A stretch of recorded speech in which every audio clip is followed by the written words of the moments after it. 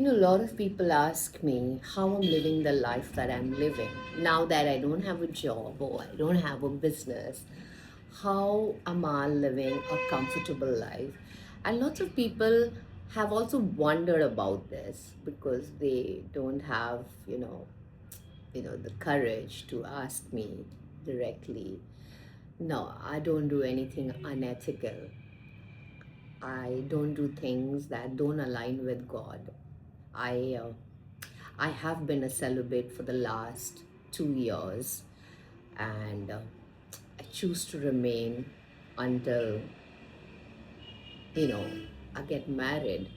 And I know in this age, it sounds a little bit foolish and a very far-fetched truth, to a lot of people. Having said, about my past, like, I just, I didn't have the greatest past. Like, I was filled with sin. I was tarnished. So, and I did everything that was against, Christianity. So, when I became a born again Christian, I got a lot of clarity as to how to live this life. This is my third life, by the way. This is the second cancer, and it's much more aggressive than the first one. It's stage 4. uh, People think it's the fear that made me, come close to God. But clearly, it isn't the fear anymore. It's that embracing the fear. Like, I know I may have to go someday. Everyone does. So I'm not fearful about going away. I just want to leave, bits and pieces of me here. So people who are struggling with the disease can um, know how to navigate through it. So sometimes when we do not have God in our life, we are so overwhelmed and anxious all the time. And to be honest, ever since I met Jesus, I do have anxiety. I do worry about things, but it's not like how it used to be before. Like, I felt like my world was, tearing apart and tearing down, and I didn't know how to handle a lot of things, especially loneliness. When this disease happens, you know. Um, you do have people around you, but you're still lonely because you are, doing this on your own. So there are a lot of fears that can emerge from that, from the loneliness. So, yeah, uh, a lot of it has to do, with me reading the Bible and getting clarity. And you are disturbing me, Tutu. You're trying to be cute and mama's forgetting what mama has to say.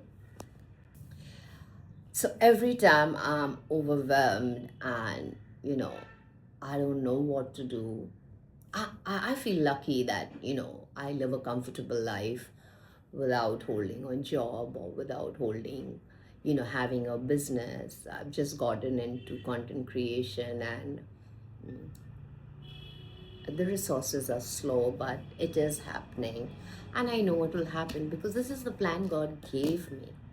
you know I didn't have to dance, or I didn't have to do anything unethical. uh, I have been a celibate, for the last 2 years, and it's the most beautiful thing, like giving my life like that to God and telling him that I wouldn't do anything if he didn't approve of it. And only through marriage, you know uh, he could approve of what I wanted. So I'm willing to wait for that. I'm willing to wait for that moment. I'm willing, to wait for my husband, uh, to give him my all. And I feel like, the sense of purity that I've never felt in the last, 40 years of my life, 45 years of my life. I didn't have the greatest lifestyle. There's nothing to talk about in the past.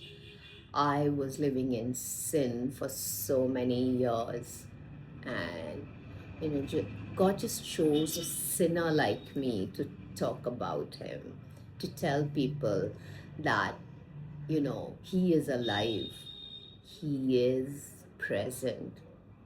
You know what uh, the New Age spiritualist in me couldn't do. you know I think the Jesus effect is so strong. It has, like, it has changed me in ways that you know I cannot imagine. Whether it's my mindset, whether it's the way I dress, whether it is the way I talk, whether it's about how I am with people. uh, he put me in isolation for 2 long years, and I think that's the best thing. And I called it loneliness. I still call it loneliness, because when you start following a path, you know the path that is designed by God for you is lonely. My sister, you know she, I don't know how many years she's been a celibate, and she's about 12 years younger than me, not in a relationship. uh, but she's very, like, if you ask me, she's more closer to God than I am. She's more prayerful, than I am. And I see that she's lonely too. And I think this happens when you choose Jesus. uh, Loneliness is uh, inevitable, like, because God is just isolating you from everything that could distract you. You understand what I'm saying? And in the beginning, I felt like it was a punishment, punishment for the 2 decades that I have been sinning. He was picking on me. That's why he gave me stage 4 cancer. That's why he took away the people I loved and the people I couldn't do without. Uh, but it was all the works in progress. God was just preparing me. Like, I am giving you this struggle. I am stripping you off of everything, whether it's your mental health, physical health, your hair, your brows, your everything, your business, your money, the people you love. He just stripped me off everything. Like, I felt like there was a moment in my life in 2024 when the cancer happened, the relapse happened. I was like, how the hell am I going to go from here? I have nothing. Everything that I've built is in in pieces. Lord, I do not have the strength to do this. I do not have the strength to look in the mirror because I'm so weak and I'm so frail. And you took everything away from me. Why would you do that? But as I started praying the last 2 years, it's been different, because the prayers are not like, why did you do this to me? It's like, okay, you chose me. you know you chose me to do this. I am the chosen one.